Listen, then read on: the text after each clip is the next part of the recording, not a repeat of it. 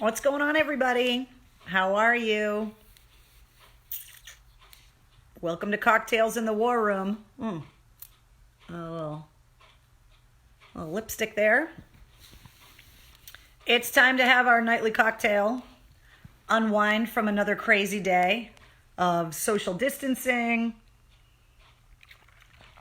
or being quarantined in the house or being an essential worker that's working 3 times as many hours as you thought. However it is that you spent your day today. At 8:30 every night, we hang out in my war room. We get a drink. What's going on, Rick? Hey, Trisha. Hi, Jeff. Hey, Monica. Hi, Scruffy. So we have this meeting every night at 8:30 and just kind of talk about everything that's going on, check in with each other, see how you guys are doing. How are you guys feeling today? Good? What's up, Jen? Hey, Derek. Hi, Billy. Hi, Ash. Ash wants to know how I'm doing tonight. I had a pretty good day today, although I slept like shit last night. I had another night where I had really bad dreams, and none of them that I really remember. I just remember waking up a bunch of times through the night, and I didn't really rest really well.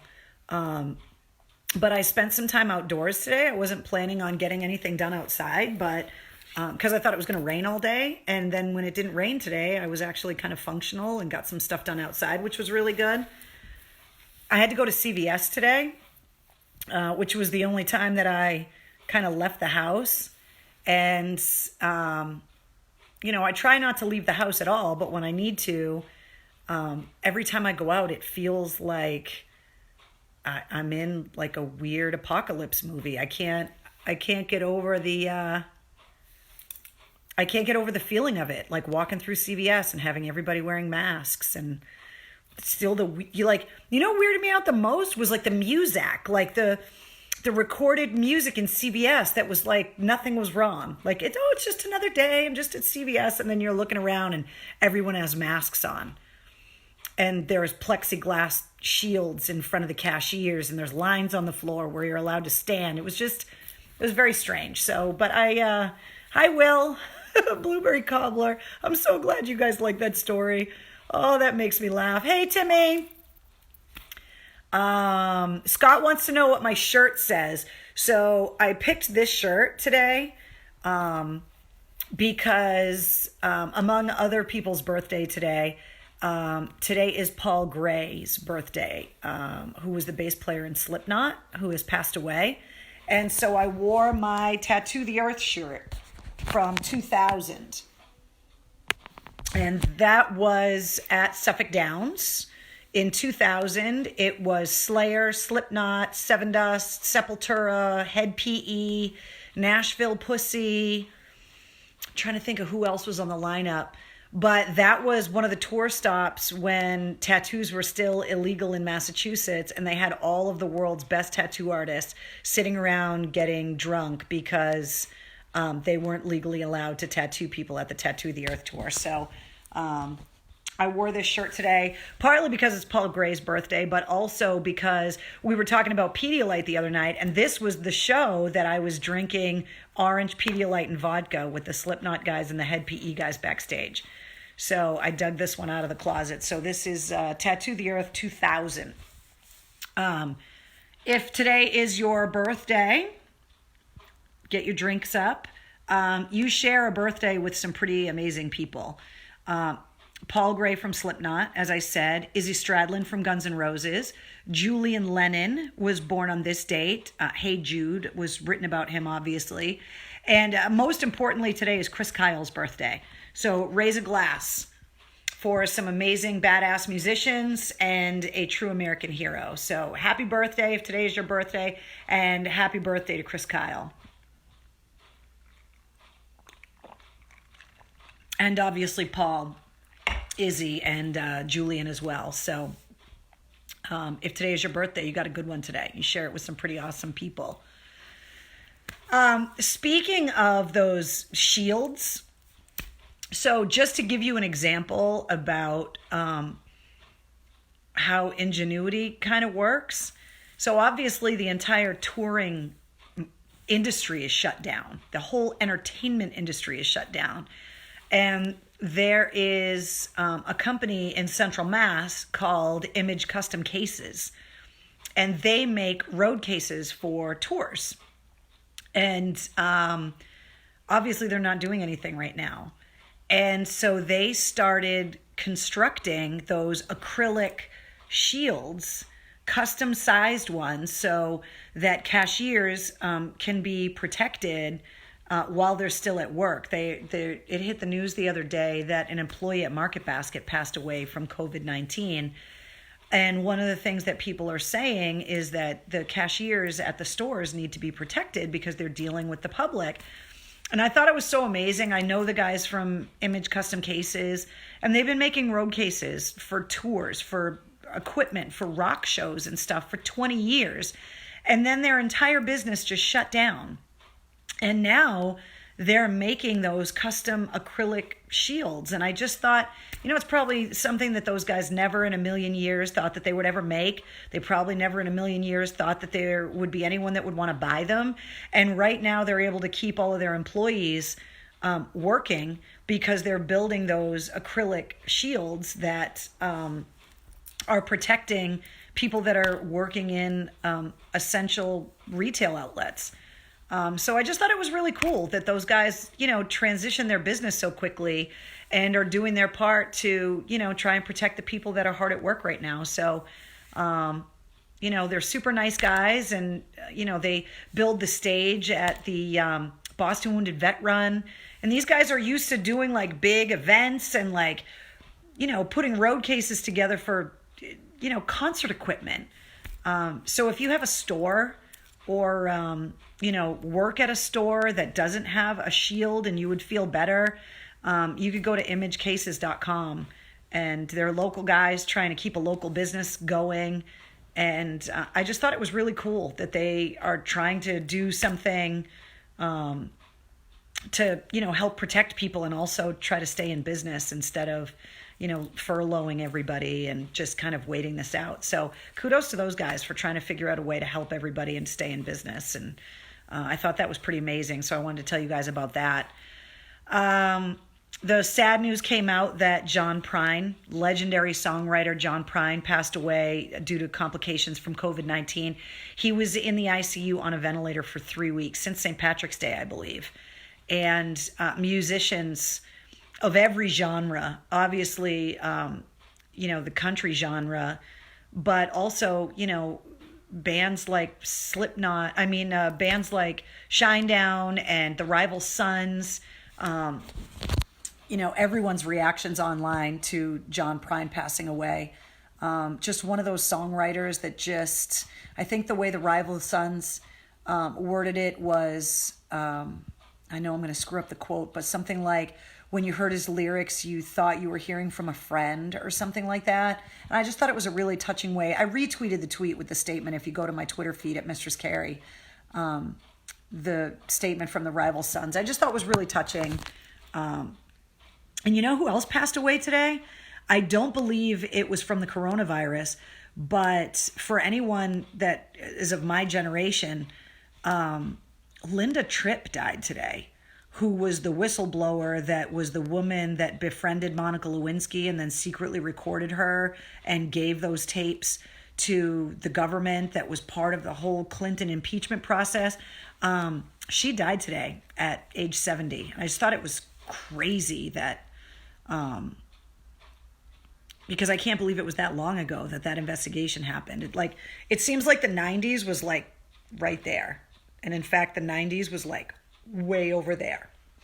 So I saw that on the news and wanted to talk to you about that. You know what else happened today? 2 things music related happened today. First of all, today's Rex Manning Day. And the other thing is Toys in the Attic came out 45 years ago today, which blew my mind that it was that long ago. And then I started thinking about it. I'm like, is that my favorite Aerosmith album? Mickey says John was a national treasure. Yes, exactly. Ben says, oh my God, we're getting old. I know. Eric, I thought Monica Lewinsky was the whistleblower. Jokes are still funny. They're still funny all these years later. It was so long ago, Carrie, Sean says, that Chris Farley played Linda Tripp on SNL. That's how long ago it was. But in my head, it just doesn't seem that long. So anyway, so Toys in the Attic came out 45 years ago today. So I thought I would ask you, is that your favorite Aerosmith album? I went and saw last year the Vegas residency with Stiz. And at the end of the show, like, they had all the giant inflatable toys from the album cover that kind of came down out of the ceiling and all that. And I thought it was really good and really cool and just a Vegas-y way of having an Aerosmith show. Kim says Aerosmith's first album is the best. Monica, not Lewinsky, says Linda Tripp was 70. Yeah, I know. That's what I'm saying. Thomas says, I was a child of the 90s. Rodney says, Rex Manning, the guy from Empire Records movie? Yes! April 8th was Rex Manning Day in Empire Records. So today is Rex Manning Day. Thank you for catching the reference. Paul says, Toys in the Attic was my first 8-track. Oh my God. So yes, today is Rex Manning Day. Paul says, yes, Toys in the Attic is my favorite. Chris says Pandora's Boxes. Let's see. Lou says, I love Rocks, another great album. Rick says Toys in the Attic was the first Aerosmith album that I bought. Kent says, yes, my favorite Aerosmith album. 9 Lives was extremely underrated, says Annette. Mark says, weren't you in the intro video for the Aerosmith show? Yes, there's like a half-hour history of Aerosmith movie that runs ahead of these shows that they had been doing at the MGM. And I'm in it for about 5 seconds because I'm sitting backstage at Gillette with James Hetfield. And James Hetfield was talking about how when he was growing up, he had pictures of Steven Tyler and Joe Perry on his walls in his bedroom and was talking about Aerosmith's influence on him becoming a musician. And if you watch James Hetfield, you can see my little purple head in the background. So when the touring world gets back together and Aerosmith goes back out on the road, as far as I know right now, the Fenway show still happening. And if it does, you'll be able to see the intro video for that. But, you know, everything is so touch and go. Tom says inflatable dolls. Yeah, the inflatable toys from the Toys in the Attic album cover. There was the toy box with all of the toys. They made giant inflatable versions of the toys from the Toys in the Attic, and they came flying down out of the ceiling like at the end of the show. It was very cool. Eric says Permanent Vacation was their best album. Monica says I graduated in 93. Now I feel really old.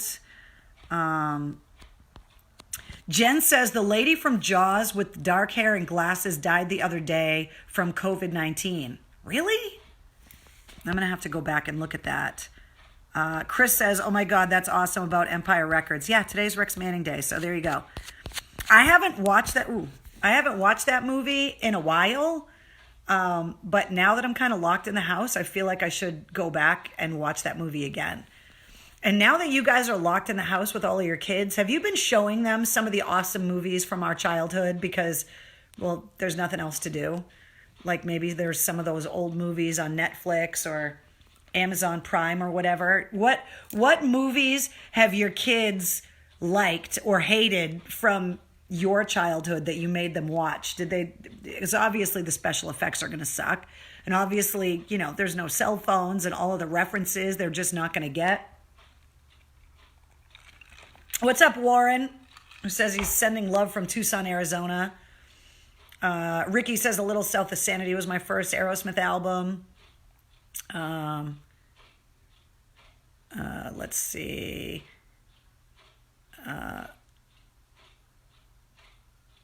yeah. Well, yeah. I mean, obviously, we're talking about Rex Manning Day and Liv Tyler's in Empire Records, and we're sitting here talking about Aerosmith. Duh. Thanks, Kim. Almost forgot about that. It's Rex Manning Day. And yes, Liv Tyler and what's her name that just won the Academy Award for playing Judy Garland. She's in it too. The one that was in, oh my God, why am I having such a brain fart? Oh shit, what's her name?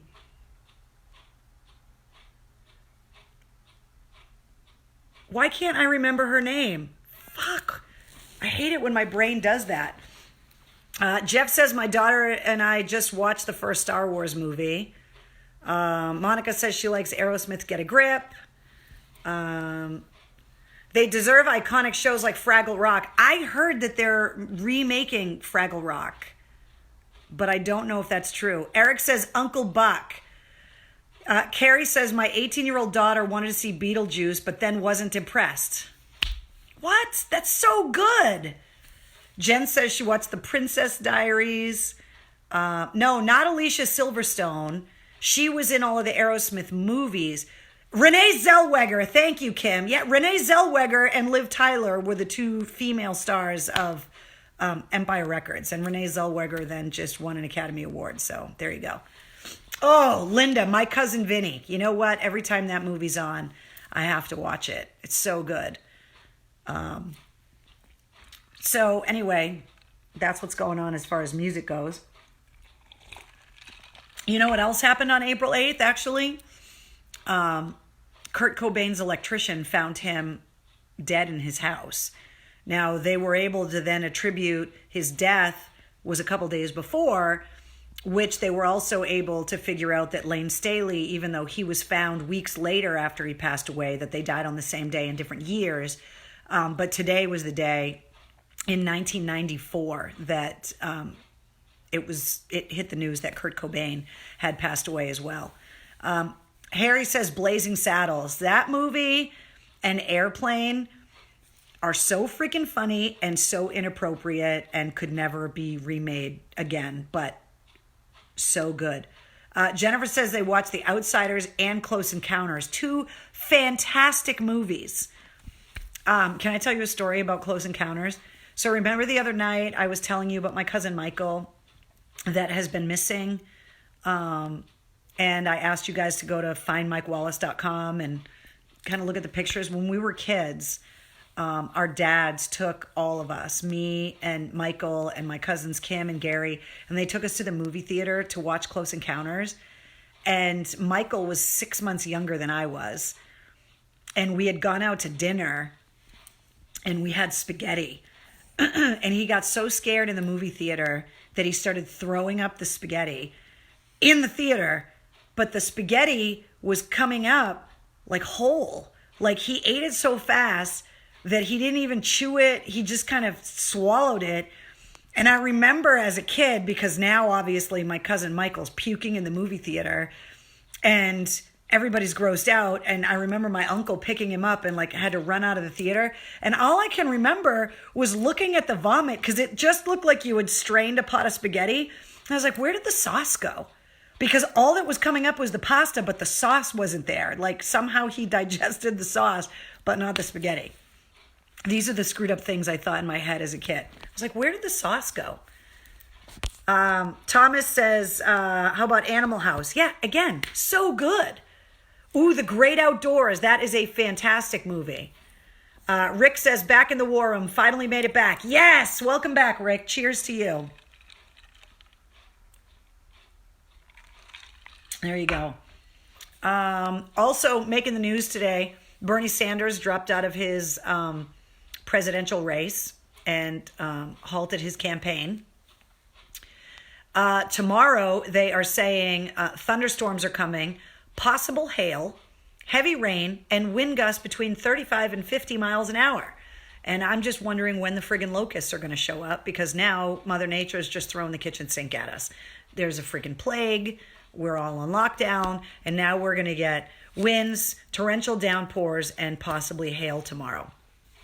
And then today, during the press briefing, Dr. Burke said that the rate of positive tests in Boston is about 18% coming back positive out of everyone that's getting tested. And Boston is averaging about 1,100 cases per day. The percentage of about 18% coming back, that's compared to New York City, where they're getting 40% positive cases coming back from the testing. Los Angeles is showing about 9% positive cases, and they're saying the emerging hotspots in the United States right now are DC and Philadelphia. I saw something really cool online. I retweeted the video on my Twitter feed at Mistress Carrie if you want to go back and watch the news story about it. There was a Korean and Vietnam Air Force veteran named Mary Theresa Foley. She was 93 years old, and she passed away with no family. And obviously, with all of the social distancing, they couldn't encourage everyone to go to her services like they normally would when a veteran passes away in a community. So instead, Arlington requested that people line the street on Mass Ave in Arlington, and they had a funeral procession for Staff Sergeant Foley, who served 13 years in the Air Force. And so people from Arlington lined the streets and held flags for this woman because she passed away at the age of 93 and didn't have any family. And I just thought the video was really touching, and that even though we're not supposed to be gathering, they found a way to line the streets. And sorry, I have lipstick on my face.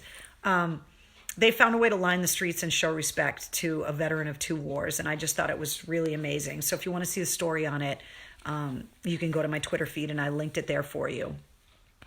And then the other thing that I saw in the news today, which was crazy, was that after Hugh Hefner passed away in 2017, the owner of the Playboy Mansion, who had purchased it before Hugh Hefner died, but in the purchase of the home, Hugh Hefner was allowed to live in the Playboy Mansion until he passed away. And then once he passed away, the owner actually took custody of the Playboy Mansion. And I would just like to have a moment of silence and a toast, because the grotto has been drained and excavated.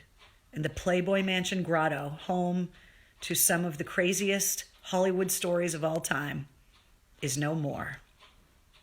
Bow your head. Cheers to the grotto. The house is unrecognizable, by the way. It's crazy how much construction they've already done. I couldn't believe that the mansion, which was purchased from the Playboy estate for $100 million, it doesn't even look the same. Chris says, Hef is dead? Yeah, he died 3 years ago. How did you not know that? Or are you being funny? And what else did I have to tell you? There was something else that I had to tell you, and now I can't remember what it was. Oh, you know what I did today? I saw a bunch of things on the internet about how people were putting hearts in their windows as a show of support for all of the healthcare workers. And I thought it was really cute that people were having their kids kind of cutting hearts out of construction paper and kind of putting them in the windows that face the street, so that maybe if a nurse or, you know, a healthcare worker, an EMT, paramedic, somebody was driving by, that the hearts you put in your windows are for them. And obviously I didn't have any kids to do it, so I did it myself. And I have not sat down. I found some colored paper in my house, like colored printer paper. I have not sat down with scissors and cut things out of construction paper, and I don't even know how long. And I did it today, and I had this really weird kind of moment where I was like, I'm locked in the house. There is a pandemic. And I am now sitting here with no children in the house, cutting hearts out of paper to put them in my front windows. And so I just thought it was really sweet. So if you haven't done that, if you haven't seen it yet, that maybe, you know, this week, if you can find some colored paper, or, you know, wrapping paper works if you got some colorful wrapping paper, to put some hearts in your windows. I just thought it was really sweet. And there's a lot of pictures on the internet of people doing that. And so if you're a healthcare worker or a first responder and you're driving around seeing hearts in the windows of people's houses, those hearts are for you.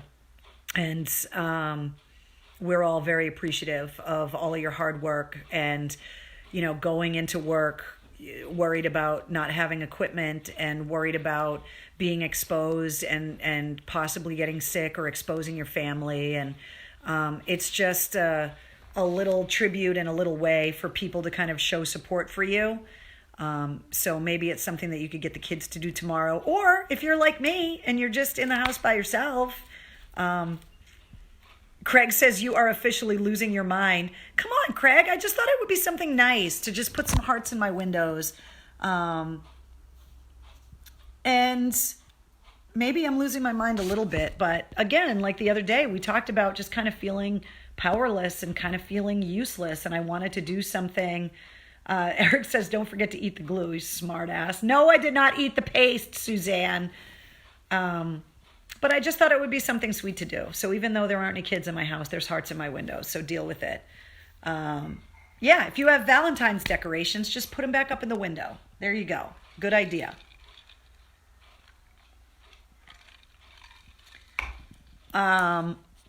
Jeff says, I know I keep saying this, but God bless all of the essential workers. Yeah, everybody that's working right now, that's finding a way to work and keep this machine running and to do it safely. You guys are all amazing. Mario says to stop fooling with my lipstick, that it looks fine.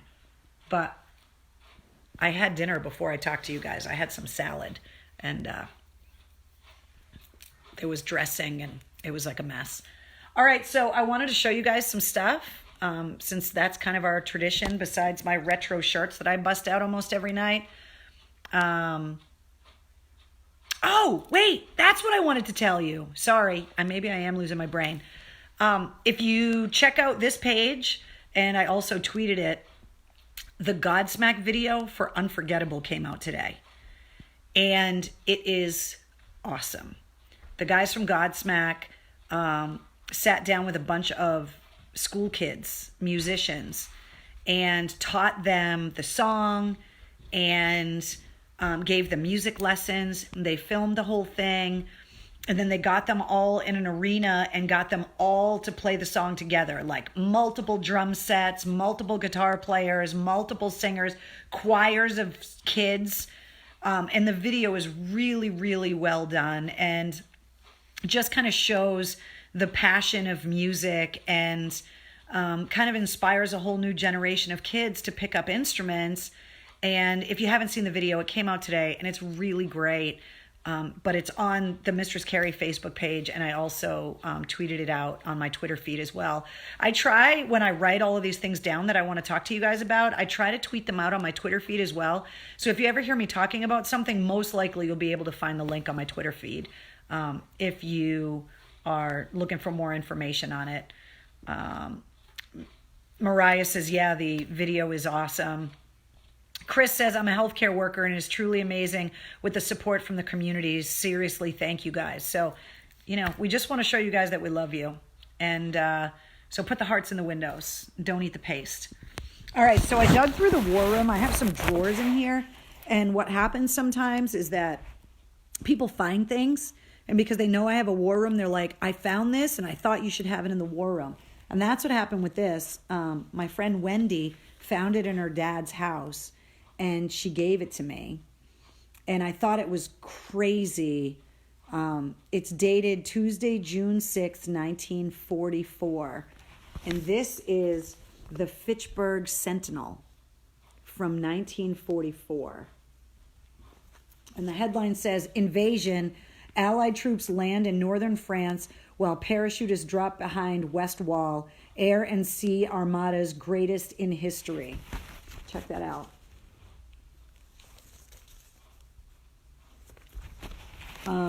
Let's see.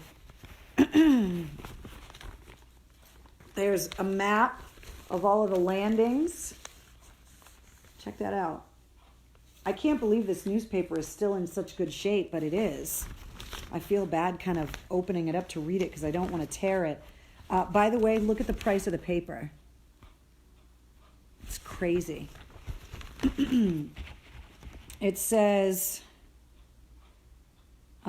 London, June 6th, General Dwight D. Eisenhower issued the following order of the day to his invasion troops. And this is that famous Eisenhower recording. I'll just read part of it because I'm sure you've heard it 1,000 times. I always played it on the air. It says, soldiers, sailors, and the airmen of the Allied Expeditionary Force, you are about to embark on a great crusade. The eyes of the world are upon you, and the hopes and prayers of all liberty-loving peoples go with you. In company with our brave allies and brothers in arms on other fronts, you will bring about the destruction of the German war machine, elimination of the Nazi tyranny over the oppressed peoples of Europe, and security for ourselves in a free world. And that was on the front page of the paper, right there. Sorry that it's backwards, but if you haven't heard this, it's an amazing statement. I'll read the rest of it for you. Your task will not be an easy one. Your enemy is well-trained, well-equipped, and battle-hardened. He will fight savagely. But in this year of 1944, much has happened since the Nazi triumphs of 1940 and 41. The United Nations have inflicted upon the Germans great defeats in open battle man to man. Our air offensive has seriously reduced their strength in the air and their capacity to wage war on the ground. Our home fronts have given us overwhelming superiority in weapons and munitions of war and have placed at our disposal great reserves of trained fighting men. The tide has turned and free men of the world are marching together to victory. I have full confidence in your courage, devotion to duty, and skill in battle. We will accept nothing less than full victory. Good luck, and let us all beseech the blessing of Almighty God upon this great and noble undertaking. And Ricky Power says, I would frame that newspaper. Please frame that. I know, it's been protected. I only dug it out to show you guys, but normally it's folded and pressed in paper. But I just thought it was really, really cool, and I wanted to show it to you guys because there's, like, the advertising is so insane, and, like, the women's clothes, and, like, look at all of that. It's crazy. Yes, Lucky Strike means fine tobacco. That's like the whole page advertisement in the newspaper. So I thought you guys would think that was really cool. So this is the Fitchburg Sentinel from Tuesday, June 6th, 1944. And it's 8 pages, it says, and it costs 3 cents. So there you go. But I love that kind of stuff. And when people find that stuff, they're like, you know what? That kind of belongs in the war room. And so I love having all of that kind of stuff to, like, reference and dig through. And then I picked out a drink for you guys tonight. This is called the Southern Bull. This is an ounce of Kahlua, an ounce of Southern Comfort, and an ounce of tequila. It says shake the ingredients and strain into a martini glass and serve. And that's called a Southern Bull. So there you go. So every night I like to give you guys drink recipes. Did anybody else try Fernandez's sangria recipe? Are you totally in love with his sangria? I'm already going through withdrawals because I don't have any more. That's why I'm having the Moscow Mule tonight. I know it's all backwards, Tom. I apologize, but it's the only way that I can have the camera on and read all your comments, because if I turn around and use the other camera on my phone, it would all be readable, but then I wouldn't be able to read what you guys are all saying. So Elsa says, thank God I quit smoking cigarettes in 7 months. Now is not a time that you want to be running out of cigarettes for a number of reasons. One, obviously trying to find them. 2, having to leave the house to get them. And 3, if you're a smoker, it compromises your respiratory system and makes you more susceptible to catching the coronavirus. So, where did I get it? James, what are you talking about? The newspaper? I got it from a friend of mine that found it in her dad's house. And she gave it to me. My friend Wendy from high school. And she found it in a box of stuff at her dad's house, and she gave it to me, and I just thought it was awesome. Watching from Pittsburgh, New Hampshire, drinking a cold beer. What's going on, John? So how are you guys feeling? How are you guys holding up? Are you, you guys doing all right?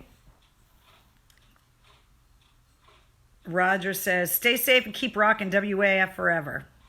Hell yeah. Madeline says, oh my God, the amount of people smoking with a mask under their chin.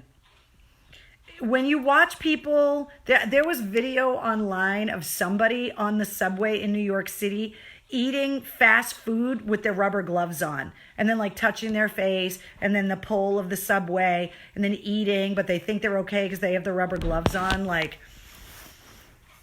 I tweeted a video, I think it was yesterday or 2 days ago, and it was of a nurse, and she used green paint to show germs and how you can spread them, especially like once they get on your cell phone and then your fingers, and it was like, ugh.